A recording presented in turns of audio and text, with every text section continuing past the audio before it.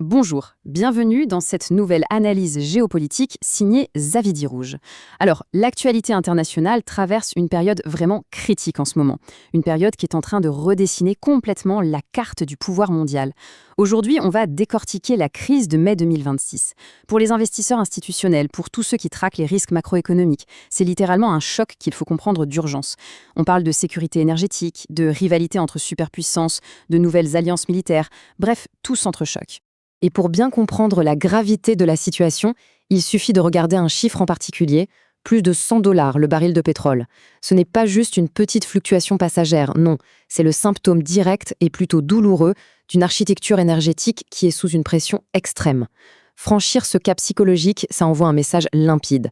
Le risque géopolitique est maintenant totalement intégré dans les coûts de l'énergie à l'échelle de la planète. Et bien sûr, ça menace de relancer l'inflation globale et de paralyser notre industrie mondiale. Allez, on plonge là-dedans. Voici notre feuille de route pour comprendre cette cascade de risques macroéconomiques.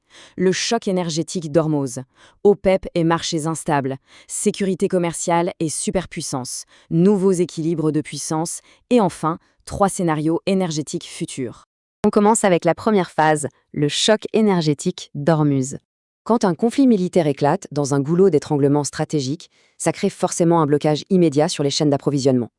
Regardons un peu la mécanique de cette escalade, vue sous l'angle des variables de marché. Tout s'accélère le 28 février 2026, date qui marque le début des hostilités impliquant l'axe États-Unis, Israël et l'Iran. Pendant un peu plus de 2 mois, le conflit s'enlise. Mais la véritable onde de choc, celle qui frappe de plein fouet l'économie mondiale, arrive début mai. C'est le moment où l'Iran décide de bloquer purement et simplement le détroit d'Ormuz. Du jour au lendemain, des millions de barils de pétrole sont retirés de l'équation mondiale. Le trafic maritime est à l'arrêt complet.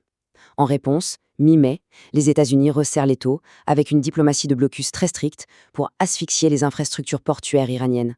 Résultat des courses, chaque jour qui passe draine des milliards de dollars de l'économie globale. Ce qui nous amène à la deuxième partie, OPEP et marché instable. On le sait, les marchés ont horreur du vide. Et cette instabilité a fini par faire trembler les fondations même des cartels pétroliers. Le 1er mai 2026 a été marqué par un événement sismique, l'annonce soudaine du départ des Émirats arabes unis de l'OPEP. C'est un coup d'une magnitude exceptionnelle. L'OPEC voyait déjà son influence s'éroder d'année en année, mais perdre un membre aussi productif, ça modifie fondamentalement les prévisions de stabilité sur le long terme. Sans ce pilier clé, la capacité du cartel à imposer une discipline de production ou même à calmer les marchés s'effondre. Donc, au lieu d'avoir un marché ordonné, on fait face à un risque accru de guerre des prix une fois que la crise immédiate sera passée. Passons maintenant à la troisième partie, sécurité commerciale et superpuissance. En mai, toute l'attention s'est focalisée sur ce sommet très attendu à Pékin entre Donald Trump et Xi Jinping. Et ça illustre brillamment un contraste purement analytique entre deux approches géopolitiques monumentales. D'un côté, on a la tactique américaine de la diplomatie de blocus, qui mise sur une pression militaire et financière directe sur les ports pour contraindre l'adversaire. De l'autre, on a l'approche, disons, beaucoup plus transactionnelle de la Chine. En gros, Pékin propose d'utiliser son immense levier diplomatique pour débloquer le détroit d'Ormuz, mais laisse entendre que cette intervention aurait un prix, potentiellement des concessions américaines majeures concernant le statut de Taïwan.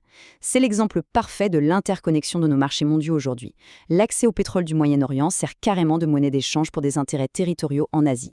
Mais la réalité de ce sommet est pavée de points de friction cruciaux qui affectent directement les indices de risque. Lors des négociations, Xi Jinping s'est engagé fermement à ne pas fournir de matériel militaire direct à l'Iran, histoire de calmer le jeu. Sauf que la méfiance reste totale. Le gouvernement américain accuse activement des entreprises technologiques chinoises de fournir en secret des images satellites de haute précision aux forces iraniennes. Ce qu'il faut en retenir, c'est que la guerre moderne se déplace vers le terrain de la technologie et du renseignement. Et pour l'évaluation des risques d'investissement, ça rend les choses beaucoup plus nébuleuses et imprévisibles. Poursuivons avec la quatrième partie, nouveaux équilibres de puissance. Ce choc énergétique au Moyen-Orient agit comme un accélérateur brutal, forçant des réalignements majeurs en matière de défense à travers tout le continent asiatique. C'est une nouvelle carte stratégique qui se dessine. D'abord, prenons la Russie. Face à ces difficultés en Eurasie, Moscou réoriente agressivement son influence vers l'Asie centrale, histoire de consolider son arrière-cour. Ensuite, on a le Pakistan. Sa position géographique en fait un véritable carrefour d'intérêts contradictoires, attirant les puissances asiatiques et du Golfe qui cherchent désespérément à sécuriser des couloirs logistiques alternatifs. Et enfin, de l'autre côté du globe, les pays européens. Ayant constaté la fragilité des routes d'approvisionnement traditionnelles, ils tissent des liens de défense complètement inédits avec le Japon et la Corée du Sud. Ces nouvelles alliances transforment radicalement les perspectives pour le secteur de la défense à long terme et dessinent un marché mondial morcelé en blocs ultra sécurisés. Ce qui nous mène à notre dernière partie, 3 scénarios énergétiques futurs. Il est temps de synthétiser toutes ces variables complexes pour évaluer les trajectoires de résolution. Face à l'impasse actuelle, 3 issues se dessinent. Le premier scénario, c'est l'escalade, une intervention militaire directe pour forcer la réouverture d'Ormuz. Le résultat, une flambée historique des coûts énergétiques et une stabilité des marchés qui plongent dans le rouge. Autrement dit, une destruction massive de capital à court terme. Le deuxième, c'est l'accord diplomatique. Le compromis sino-américain fonctionne, entraînant un relâchement progressif des prix et un retour à une stabilité de marché modérée, ce qui offrirait un soulagement plus que bienvenu. Et le troisième scénario, c'est le blocus prolongé, l'instauration d'un statu quo éprouvant. Les coûts de l'énergie resteraient structurellement élevés de façon permanente, poussant l'économie mondiale vers un risque aigu de stagflation, contrainte de s'adapter par la force à une nouvelle normalité énergétique. La conclusion de toute cette dynamique macroéconomique mène invariablement à cette réflexion.